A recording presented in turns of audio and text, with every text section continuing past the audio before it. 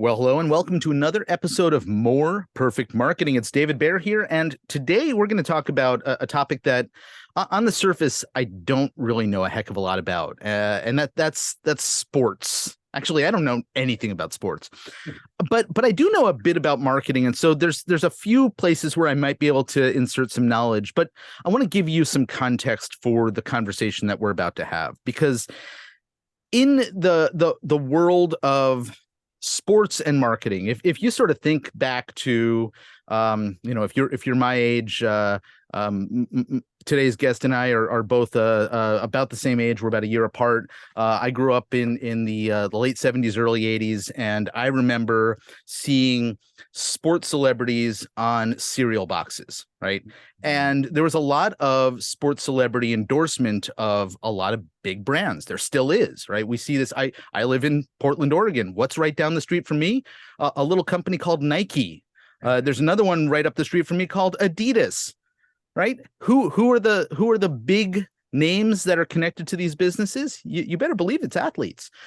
But there's this opportunity that small businesses, medium-sized businesses have long thought, gosh, we don't really have access to celebrity when it comes to connecting a big name or a known name or a recognizable name for the audience we're trying to serve, right? So this doesn't need to be like a super famous person, right? Just an important person in the world in which your business, exists. We don't have access to these people. We don't have opportunities for these people. And in today's episode, you're gonna learn, not only do small businesses have access, but there's a lot of creative opportunities to leverage entrepreneurial thinking to access people who may have influence over the audience you're attempting to serve. So to help me through all of this and to talk about all the sports related stuff, since I won't be able to, is my guest, Ray Austin, who is one of the leadership team over at a company called Athlete, which is a fascinating new online-based marketplace that we're going to get into a little bit in detail. He also is the founder of a football. I want to say it's a football league, but I'm not sure. It's fan-controlled football, which I took one look at it and I said, I don't understand this, but by the end of this conversation, I'm going to, and I'm probably going to be really fascinated and hooked on it. So, Ray, welcome. David, it's been great. Just listen to you. I'm like smiling, like, oh, yep, let me say something. Yeah, I say something. Nope. Oh, wait. So, no, thanks for having me. I love talking about these things. Absolutely. All right. I threw a lot of stuff out there as you just observed. And I think where I want to start is really I tried to paint a little bit picture of the history of celebrity endorsement, celebrity connection to businesses. And if you want to sort of pick up where I left off in terms of what you've seen in that world, one of the things I left out here is you were a player in the NFL, right? You were actively out there on the field, a professional athlete, and you probably saw opportunity. Maybe you engaged in opportunity. I didn't read that part of your bio. If you did, to connect with businesses, but I wonder if you can sort of talk about the connection between business and sports celebrity a little bit. I think you started off on a good spot right there. Just give you a little bit of background. Went to the University of Tennessee back in the 90s, played football when Peyton Manning was on the team. So he was the offensive coordinator. I was offensive team captain. I was defensive team captain. Had an amazing time at Tennessee. But again, playing on a D1 elite football league and sharing the spotlight with a Peyton Manning, you don't sometimes shine as much, right? So you have to figure out how do you, get your name out there. And at that time in college, I did that by being a part of the community, doing community work, people getting to know my name, who I was, and kind of what I stood for. But finally got drafted to the New York Jets. and played 5 years in the NFL. And it was the same, repetition of thinking. It was only the top guys that really got endorsement deals and sponsorships. If you think about the NFL, it's a little over 1,200 guys, I think, play, or a little bit more. But how many do you really know? Mm-hmm. Right. So how many are really out there in that you can really put a face with the name? And that was, I think, for me, while playing football, I think a lot of people forget that, we have helmets on. So you can't see our faces. So, it's very hard to see guys that you can actually, push and move in the local, market. And so, as I kind of, transition out of football, I ended up becoming an actor and a model in Chicago, is where I live now, and have done over 36 print ads, over 100 commercials, done shows like Chicago Fire, Chicago PD, and I was able to kind of use my celebrity at that time, because I was a former Chicago Bear, right? Mm-hmm. I had to figure out how can I be noticed, and that actually kind of got me into the door. But just like everything else, if you're going to be a talent, you have to work at it. And I was able to use that same football work ethic and be very successful in that.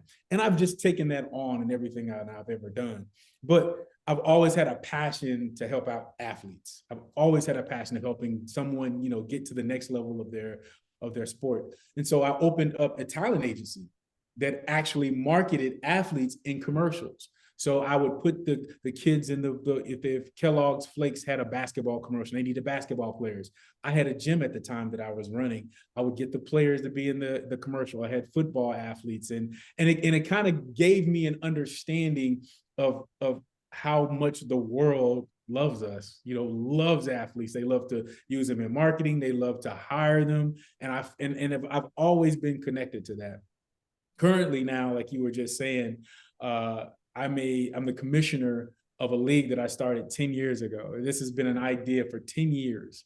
It's called Fan Control Football. And basically what it is, it's 8 real indoor football teams that are ran and controlled by the fans. So the fans pick and do everything from picking the jerseys, picking the names of the teams. And then ultimately we built a mobile app that they call the plays, the football plays, in real time. So we had people all over the world calling football plays with a real actual football team that they put together. And if you think about marketing, how do you get people to believe in a league and players that are not in the NFL? Well, instead of having that same concept of, well, let's think about having the same owners with the, suit and ties. We said, no, this is not that type of generation. We're dealing with a whole complete different fan. This is a fan that is checking its stats and taking pictures and taking audio during these professional games. How do we connect to that actual fan? So we decided to go out and get social ambassadors, social influencers as our team owners. So some of our teams were owned by professional athletes like Marshawn Lynch and Richard Sherman. And we had Johnny Manziel be a part of the league, and Terrell Owens be a part of the league. And we had and tons of other superstars. And that was when we learned that the high quality athlete is what people love, and they love their engagement. And if we get them to love them, then they will love these players as well. And that's kind of how we built the league. We've had over 20 million views on all of our games. We've had over 109 social views all over the world. We have distribution with Peacock, DAZN, Twitch, NBCLX, and it's just been an incredible ride. And now that we're going from Fan Control Football, we've changed the name to the company from Fan Control Football to Fan Control Sports and Entertainment, because now we're about to get into basketball. And we're going to do the same thing we did in basketball and allow fans to develop the teams, find the players, and play. And what we're doing that's really cool that no one's ever done is how do you stay in this generation? We changed the game by allowing fans to call plays and being engaged with the whole team. Well, let's come up with something crazy that no one's ever done. How about LED glass court? and all the players play on, and just imagine all the concepts and things that you can do with an LED glass court. You can change the environment of the court. You can put certain spots on the court where points are worth more. And so we're doing some phenomenal things in that company, and I'm really excited about it. You know, there's so many things that have come to mind, and so I'm going to throw two things out there, and then we're going to move on to a different topic, I think. Yeah. But I just listened to an interview with Michael Lewis, who wrote this great book 20 years ago. It's a 20th anniversary of his book Moneyball, all about I want to say the Oakland A's and their use of data and statistics to adjust the way that sport is played. And in the interview, he talked about the fact that, and by the way, I'm letting on to the fact that I actually know a little bit more about sports than I let on, but really not that much. He talked about the fact that unlike both football and basketball, which really are engaging and fun and action based and have changed over time to allow the type of engagement and excitement that you've just been describing here. Baseball is actually pretty staid, and it's gotten more boring. You know, the demographic of the fan has skewed much older in that sport, etc. And so I was thinking about that in relation to what you were talking about in the developments of FCF, which is now, I guess, going to be FCS. Is that right? FCSE, yes. SE, okay. Sports and entertainment. I forgot about that. And then the second idea of a subject that I've been talking about and reading about a lot recently, which is something called category design, right? So this is a concept of, right, we have so much opportunity to take what we know and shift it to a place where there's a new definition, a new variation on that theme. So expanding, doing a line extension from football to basketball also, that's one thing. Mm-hmm. But the fact that you've now talked about basically morphing, it sounds like a combination of what do you call the fantasy football, yes. and real life players who are actually, right, that participation, but then changing the look or the feel or the rules of the basketball game in the court, right? This is defining a completely different experience and a different type of engagement for the consumer. Yeah, and it's no different than you're completely right. And baseball is in our future. And if you think about that, we've said the same thing. That sport, that's a dying sport. That sport they're losing their audience because their audience was an older audience. How do you get the new generation of fans, the fans that we call it the lean forward fan? We're not the fan that's sitting back and just watching. We're talking about the lean forward fan, because that's the one that's paying attention. That's the one. We're dealing with a different fan now. The way EA Sports, Madden, fantasy football, Red Zone, all the NFL shows that you see out there, they have changed the education of this type of fan now. And we knew that. And we knew if we put our fans in the right position, they would make right choices. Everybody thinks, oh, I don't want fans calling plays. Well, you know what, we got that idea. Do you remember the Super Bowl? I don't know if you say you don't watch sports, but so if you ask a question that starts with "Do you remember the Super Bowl?" the answer is automatically no. Well, all right. Here's one. Do you? Well, your audience. Do you guys remember the Super Bowl where Seattle threw the interception and everybody thought Marshawn Lynch should have ran the ball?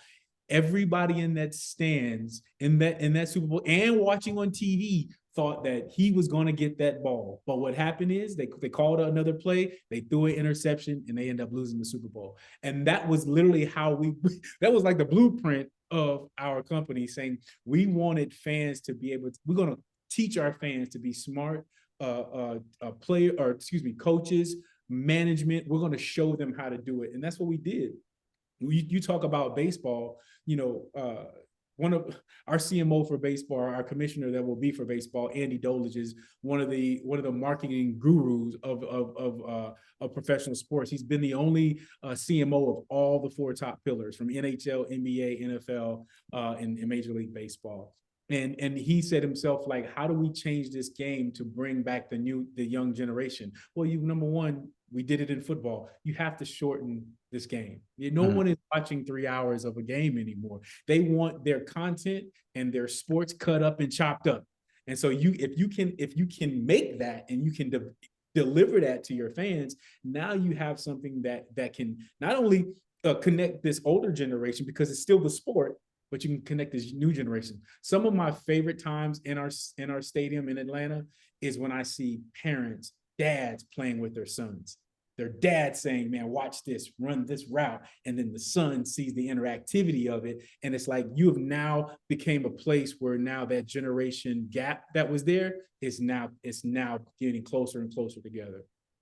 Wow, this is fascinating. I told you that by the time you explained it all to me, I would actually be one of those ones leaning forward. So um, I now I have to see this in person.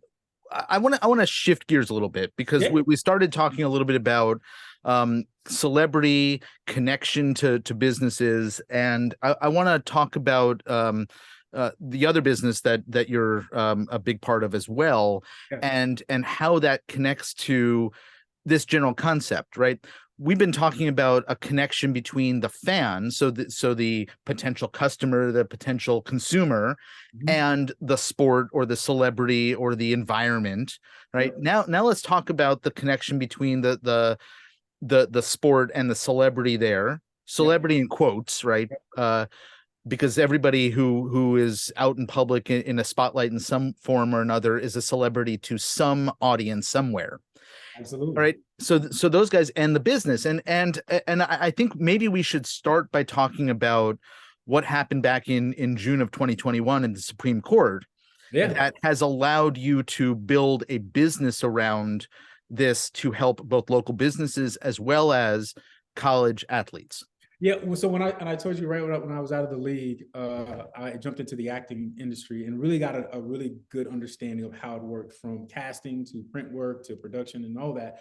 And as that when that came through, I wasn't even ready for it, because going back to what I was just saying, the agency I had to use other athletes because I couldn't use college athletes. Mhm. So I had to get athletes that played at some point and put those guys in the commercials instead of using actual athletes that could perform the task. Hmm. But when the NIL hit, I knew what was going to happen. I knew exactly what was going to happen. If you guys heard me mention earlier, I went to University of Tennessee and I'm playing football with Peyton Manning. It was very difficult for me and even the other players back in the 90s to get that media, to get that exposure, because yeah, what are they going to do? They're going to focus on the top 1-2%, the top guys.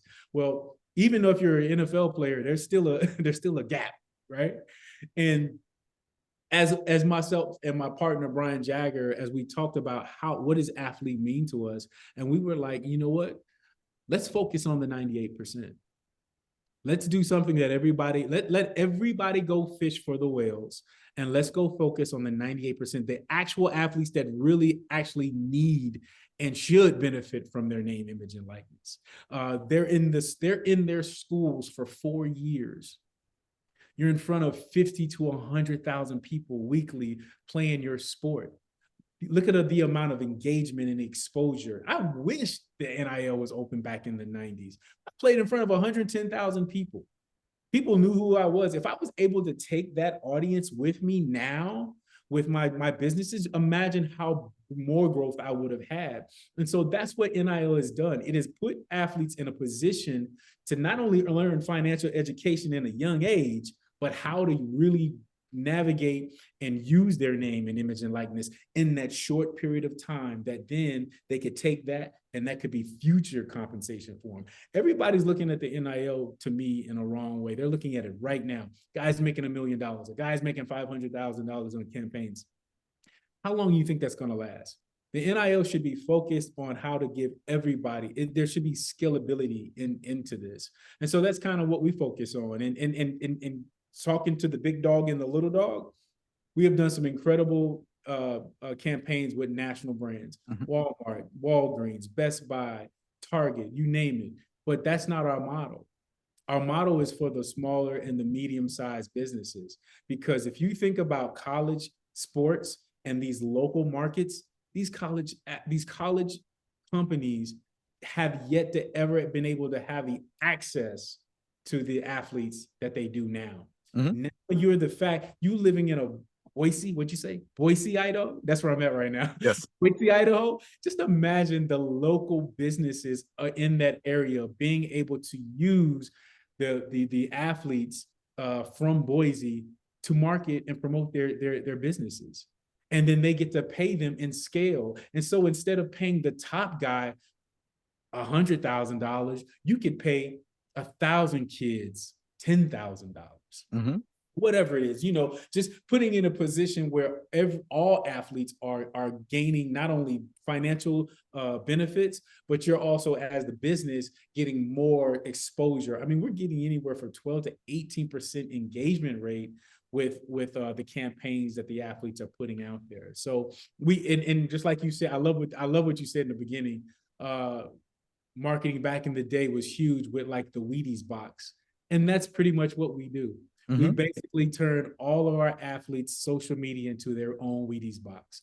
So if Target wants to do a commercial or a deal, they can absolutely use their Instagram or their Twitter and expose their promotion to all their all of their audience. And on that brand and on that post is the actual athlete's silhouette. And so Okay. each one of those campaigns are different. Instead of having one fluent campaign go out, you can have 1,000 going out all at the same time. Okay, So, I want to pull this back, because what you're talking about here is very unusual, and so I want to make sure that our audience understands the idea, which is brilliant, I gotta say. Really helps all of the stakeholders achieve something, right? You're by engaging in this process, you are teaching young athletes who are in college, right? Yep. About how to monetize their name, image, likeness, which is what NIL stands for. Is that right? Okay. And to think in an entrepreneurial way, as you discovered yourself, right? Going through the time that you were in the NFL, and then figuring out, okay, now what do I do, and how do I leverage everything that I've built around a personal brand? Well, you figured out your path, but I imagine a lot of athletes don't have to figure it out. I mean, so there's that. You then have small businesses who have access to something, and I'm going to share a story about one small business actually based in Chicago, that may be a good example for our audience on how this could play out. And then you have the ability not to have a connection to one single influencer, right? So I don't know why I'm thinking of some of the people that I've seen on the Wheaties boxes, and again, I'm going back to like the 1980s and thinking, of some athletes back then. But you don't have a single spokesperson or representative. Your platform, Athlete, and it's spelled in a peculiar way. We'll make sure folks know how to spell it properly so they can go check out the site. You connect people to multiple college athletes who can then participate collectively. They can opt in to say, yes, I'd like to be a part of this campaign. And then the budget gets allocated depending on a few different factors that you guys figure out in terms of sort of the data that you're collecting on where the engagement is, et cetera. Yeah. So go ahead.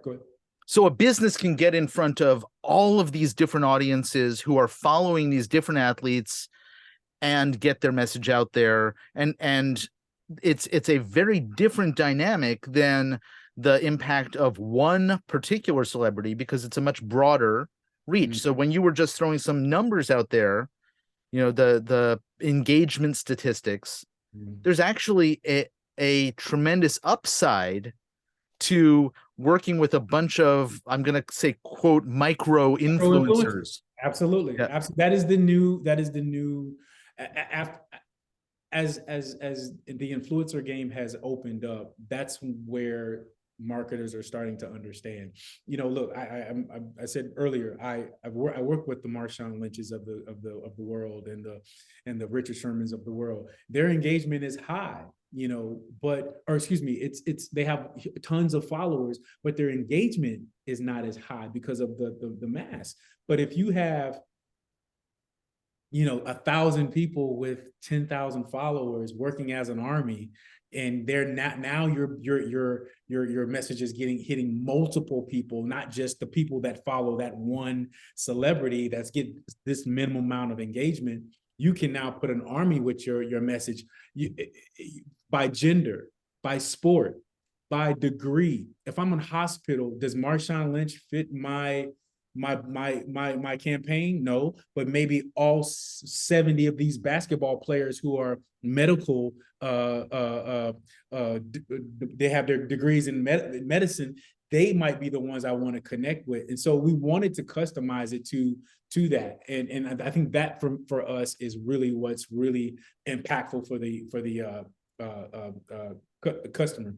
They don't have to come on and go, yeah, I want him and him and him. It's just like, you tell us what you want. We make it where you don't have to negotiate. And that's a lot of a problem right now. The companies they don't know how to engage with these athletes, how much to pay them, getting the content back and being able to use it on a timely effort. We do all that is very streamlined for us, and especially for the athlete. And this is for me, speaking as an athlete. We wanted everything streamlined because we didn't want athletes not focused on what they're supposed to be focusing on: sports and their education. So we made it we didn't no negotiations. We deal with all those things where the customer comes to us. They say, hey, I have $10,000 and I want to use female athletes. You got it. Boom. All of those female athletes come up on our site. They can pick and choose who they want, and then it shoves it out. And the thing that I think our customers love the most, it's not based on athletes follows, because that could be a ton of bots or whomever. People buy follows all the time. It's only based on the engagement of the actual athlete. And I think that's what makes it keeps everything fair, because now the customer knows exactly what they're paying for. I'm not paying for a bunch of bots. I'm paying for the actual engagement that this celebrity, and I say every athlete's a celebrity, this celebrity athlete gains for us. So in terms of the content of a campaign, we talk a great deal on the show about the difference between brand exposure and getting people to take a specific action. Yeah. How much flexibility is there in what the promotion can include? Can it say, come over to my website and watch a video or download a PDF, or is it simply, I exist? Absolutely. And we have both. We have customized campaigns that the brand can come to us and say, hey, look, I want them to say this. Could they make a video? Can they make an organic video saying these words and send them here? Absolutely. It's the same. Or here's our campaign. Here is our logo. Here is our titles. And here's all the things. And just send us this link. Both ways. And either way, we make sure that the athlete has to say yes to it, and everything is confirmed from the title, all the script, the logo. And we've had athletes look at a campaign and go, no, I don't want to do that. That doesn't fit my brand. Awesome. That means you're learning. You're understanding that you don't have to do everything. You can sit there and customize what you want to do. And that's been very important for us. I've been very, I've been, I guess, proud, I guess is the word, to seeing how some of these athletes are really kind of taking charge of their own brands. I love that, because it's really like I was saying before, teaching them how to be entrepreneurial about the brand that they've developed for themselves. So I mentioned a few minutes ago a company in Chicago. It's a wealth management firm, and I was talking to the owner of the firm, and he was talking about, gosh, I support a broad range of clients that we help them with their financial planning, but how could I find a way to leverage my personal interest? Every morning, I'm out playing hockey with a bunch of other hockey dads, and I've never been able to come up with an answer until I learned about your platform. You just said two things that I love. When we were just talking about this, one of the slogans we're going to go with is everybody's an athlete, because I'm still an athlete. I cycle 80 miles a week. I still go work out. You know, we were just playing office basketball and I won, you know, so everybody's an athlete. So I love that he knows that I'm here, and he can end up using athletes platform just to promote his own business. But the one thing that I love, that he's wealth management, so he gets it. He's an athlete, and he's about wealth management. Mm-hmm. The thing that I think that has disrupted this industry and will, unless it gets fixed, and I think we'll be the ones to help fix it, is, and this goes back to everything, businesses and leagues and organizations are also willing to give athletes, kids, millions of dollars without any financial education. So we always want to talk about, you know, oh, this guy got, you know, $2 million and now he's broke at 30. Well, did he have any education on what to do with that money? Was he taught well on how to manage that? And so that's something that we call it, our heartbeat of our company is called COIN. Culture is what we're creating, this culture. What is your why? We've branded the Y in athlete. We spell it ATHYT. And that Y stands for, what is your why? Why do you wake up in the morning? Why do you love to win? Why do you work so hard? What wakes you up and makes you be the person you are? What is your why? And when you think about that, it's like, how do you build off of that and pull that into the education piece? So we're connecting with some major companies. One of the top wealth financial institutions in the world, to help us not only give the opportunities to the athletes, but teach them financial literacy. The one biggest thing I love about NIL, it has opened up the opportunity for young kids to now start to understand financial education. Like, how awesome is that? They're doing it at a young age, not even if it's at $1 million or if it's $40 that I put back in my savings. I pay myself first, and then I put this other $80 away, that then when I get out of college in 10 years, I'm not in debt. I actually have a savings. And so that's what we want to create in athlete. The culture of all these athletes being in this one place, the opportunities from athlete, the information from the educational pieces that we'll put together. And the last thing I'll say on this is the network, David. I'm gonna tell you this, man. Everywhere I go, everybody always wants me to. You got any more guys that are like you? Because they understand how athletes are. Athletes are sought out to get hired. And for so many reasons, but you know, for they understand win and loss. They understand how to work together. They understand teamwork. They understand the grind. Like they have unique gifts and skills that a lot of people just don't have, and people want to hire for that. And I want our place to be almost like a hub for just because you're out of college, don't mean that your network doesn't. You now have this sports network that you can now, you know, dip into and implement yourself, and maybe get hired by one of our sponsors, you know, posting up your resume, having those type of financial education pieces in there so you can broaden your skills and talents down the road. So that's, man, I'm so excited, man, when I think about this. My passion's always been about athletes. And when I got out of the NFL, it was difficult. It was difficult. People always talk about why Tom Brady hadn't walked away. It's because as athletes, you're so focused on something for so long. And to be great, you got to do that. But then when it's all over, the one thing that was hard for me was like, what's next? That was a hard place to be. I was 28 years old. I was still young, and I didn't know what was next in my life. Football was over. I've been doing that since I was 9 years old. So how do we make sure that we put our athletes in a better place than that? That they understand that they're not just here to make tackles, score touchdowns, and score goals. You're here to create your life now. And that's what we're trying to create right now.